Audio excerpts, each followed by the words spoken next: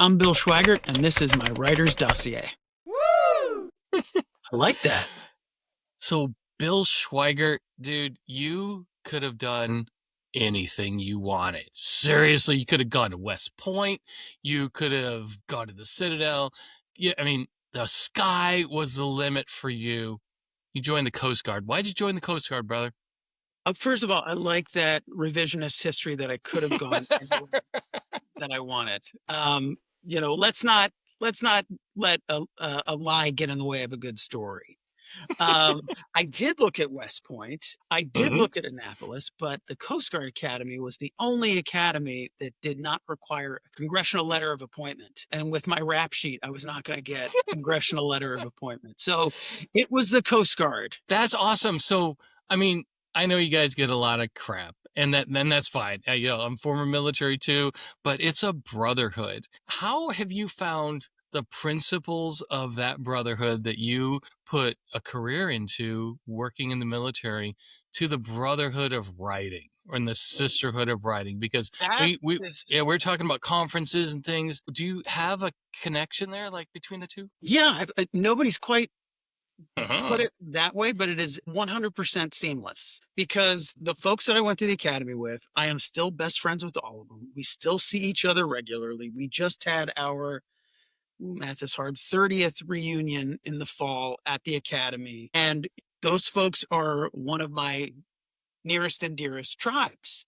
And the same folks, the writers that I have met at Thriller Fest and that I have known through that I've met through my agent and who I've met throughout, years and years in, being on the fringes of this business. Like it is absolutely a tribe. They are my people. They bring me joy. They give me nourishment. They give me, Kick in the pants when you they need give some me a help kick in the on. pants. They give me a shoulder to cry on when we face rejection, which is such a part of this biz.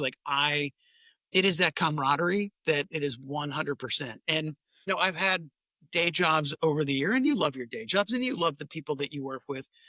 And some you get along with and some you don't. But like there are the people that you revere and truly, truly love. And those are definitely my writer pals because they just and like the academy and like the military, it is a very unique, specific experience that not a lot of people outside understand.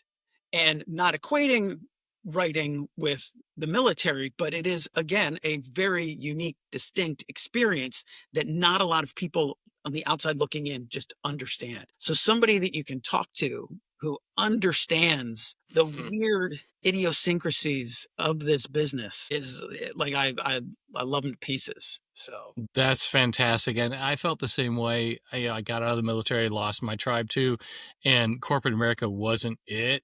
There are a lot of great things about it, for sure. I love that. And we were talking offline, some of the friends that you've made and some of the connections that you have. I know you work a lot with Don Bentley, Mindy Carlson, you're friends with Tim Hendricks, all great people. And shout out for those guys. And one thing about you and Tim, you have something in common that you might not know about. I know you're a frequent visitor to the writersdossier.com, but I wanted to thank you specifically face to face for being part of the inaugural group that helped launch the dossier. I don't even remember. You just like in Stranger Things, the character 11, you are number 6 out of the dossier.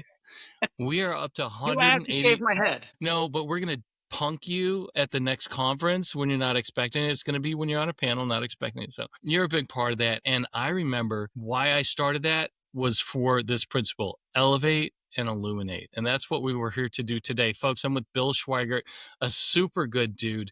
And he wrote a book it was, I found it about 3 years ago, last July, 3 years ago, to 2023. I remember it was the weekend. I was out back here at the Dossier studio, and I ran across an email with a post. It was a post that said, "Get the Guilty One." It's like super sale on Audible, and I got it. And I plugged it in and I went to start to cut the grass and I stopped mid row. I'm like, wow, this is really good. I don't know who this monkey and a keyboard is, but BillSchweigart, I got to get on that.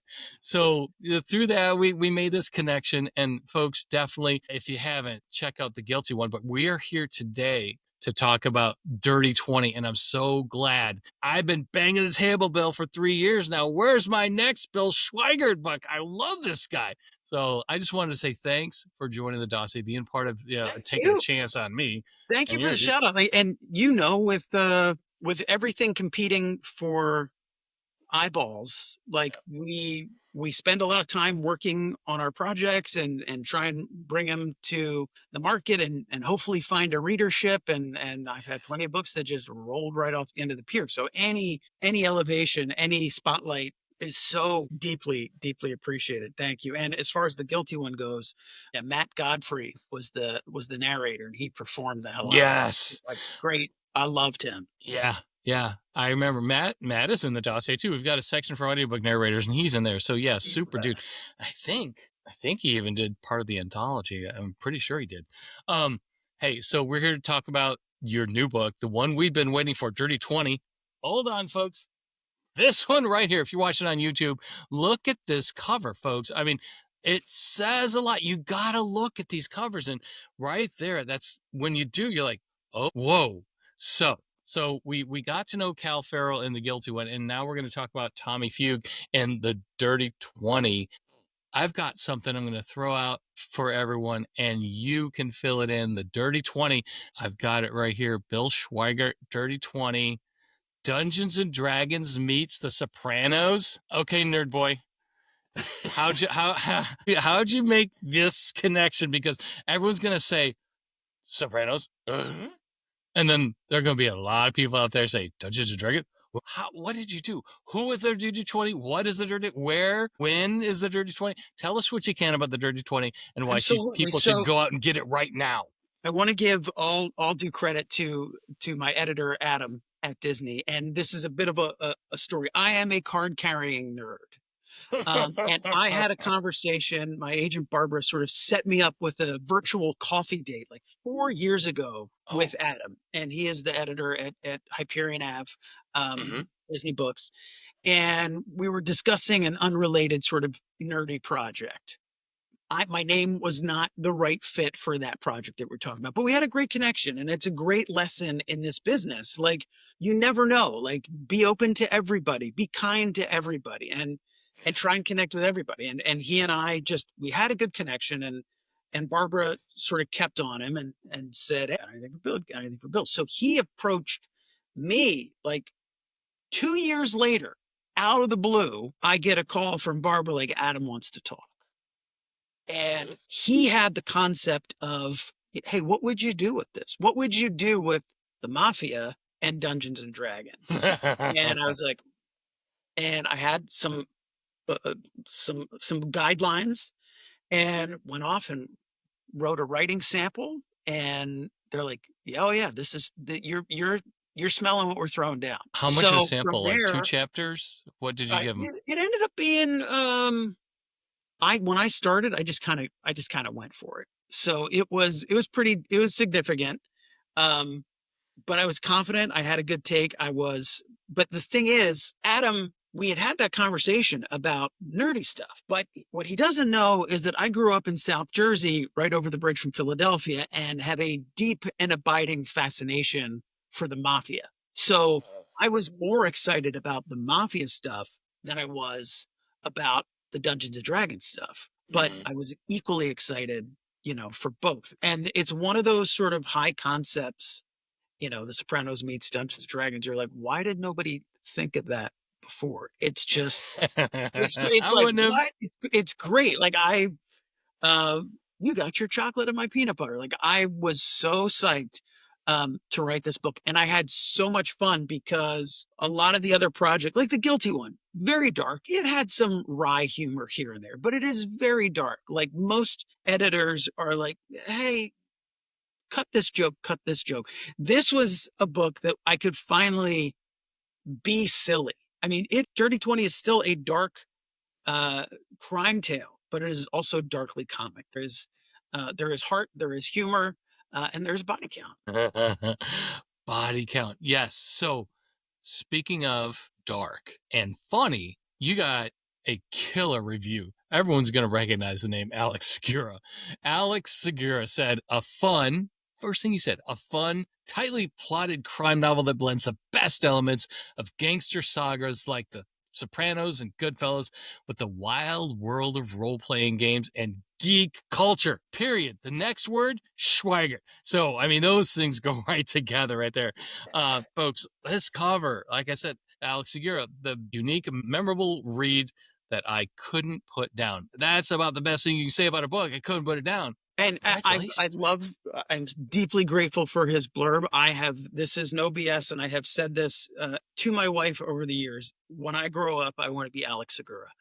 And it's a little odd because I believe, several years older than him. And I'm delighted and honored that he is going to be at the kickoff event in Brooklyn. We're going to be having a chat Yes. in Brooklyn's Twisted Spine Books. And, good luck, Alex. He might not get a word in because I'm going to be fanboying. I'm going to be like Chris Farley in Saturday Night Live. Remember that time? So remember that time Do you you remember and that time you were vice president of Archie Comics? Do you remember that time you wrote Star Wars? Do you remember that time you wrote Daredevil? Like, it's good luck getting a word in edgewise. It's putting you No, on Bill, notice. this is about you. When does this book kick off? When can people get it? I know they can pre-order it anytime. When May is this 12th. event? Okay, May May 12th. 12th. So, Get the yeah, book. Get the book now, but I mean May 12th. When is the event in Brooklyn? May Also 12th. May 12th. Oh, yes. That's the kind of thing. That's why these in-person events are so important. I know we talked about Thriller Fest, BoucherCon, Left Coast Crime, all those great conferences. I just got back from the Chicago conference that hosts the Midwest Writers Conference. Tell me a little bit about, I know we talked about camaraderie and the team that we find ourselves in now with the writers, but with working in this industry, you need that. But tell me a little bit more about Barbara. I know your agent worked with you on not your first book, but the guilty one. I was about to call her. I'm like, hey, come on, get something going here. We want to BillSchweigart. How has that been for you? Just and from a perspective of giving some folks a little encouragement to hang in there if they don't have an agent, or if they do and they're not sure. I've talked to writers who told me offline, it's like, hey, I'm thinking of dumping my agent and going somewhere else because nothing's happening. You and Barbara are still together. Tell me about that. I look, I'm a little leery to speak about her, but she should listen to the podcast with me on it. So I don't have to worry about it. So, we've been together for, 2013, and it's safe to say that she's changed my life. And I knew nothing of this business, and she has sort of held my hand throughout it. At times, exasperatedly so, because I will, write things. I'm like, what did I just write? And she'll be like, this is the genre that you just wrote in Dum Dum. So I'm like, has been cut out for her. But BillSchweigart, master at she's been cozies. but one of the things I'm grateful for. So we met at Thriller Fest. It was well, let me back up. She picked me out of the slush pile. And this is another good lesson for folks out there who are maybe querying or running out of hope. When earlier books, you write something and you have the tendency or the inclination to just like query every agent, every editor, just throw all the spaghetti at the I wall. gun it out. But she had written an article in, I think it was Writer's Digest, or she may have had a column. I can't remember where it was, but it was around the time that I was actively querying. And Barbara, anybody that knows Barbara Mhm. Poelle, she is hilarious. She's very, very sharp, very funny, and that came through in the article. And it just resonated with me. So I wrote a personalized query letter and I referenced the article, and she said something about like having a shoe habit. And I made a key joke about like, hey, let's work together and let's make money and I'll buy you shoes. Or I can't even remember what it was. It was just something like, you know, something cheesy, but her article spoke to me. And it was heartfelt. It was authentic. It was tailored to her. And it also helped that she liked what I had written. So, but so I got picked out of the slush pile, which often does not happen. So I was very, very lucky.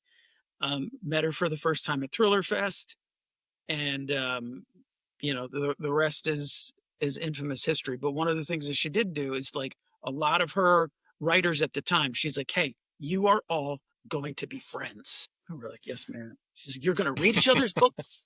You're going to blurb each other's books. And those are some of my best friends to this day, and my biggest supporters, and the folks that have kept me going. So, yeah, it's been great. It's not, and it's easy for me to say, I realize this, but it's not just about finding the best agent or the best publisher. It's about finding people that get you. And because, we're all, an acquired taste, I guess you could say. I'm definitely an acquired taste. So you need somebody that kind of gets you, that believes in you, and is willing to, fight for you. Well, nerds out there and crime lovers everywhere, line up for the Dirty 20. It comes out on May 12th. Look up, get to know Bill Schweigart. His 3-year-old dossier is still fresh on the website. And you can go to, I'm going to quote here, a delicately handcrafted website using the Franz Joseph theme. That is where you can find Bill Schweigart, BillSchweigart.com. Dude, where can we find you on social media? What do you use? What do you like the most? Where can we follow At you? Bill Schweigart on Twitter, at Bill Schweigart on Instagram. Schweigart is a lot to spell, but it's at Bill Schweigart on all the handles. And that'll be in the show notes. You can find the links there, as well as all his handles and his website, folks. It's called The Dirty 20. It's right here. We watched it on YouTube. Take a look at that cover. Go to the store. You're going to look at this, and just because it's Bill Schweigart, you better buy it, because It is a pretty cover. I will get. it's a great cover. But what's inside, everyone's loving it, and I'm really excited for you, dude. So Elevate and Illuminate, there you go. I can't wait to see you again sometime soon. We'll hang out, and until then, man, keep doing what you're doing. Thank you, boss man. I appreciate you. Absolutely, I appreciate you too. See you, man. Bye, everybody. The Dossier Podcast is a production of The Idea Academy.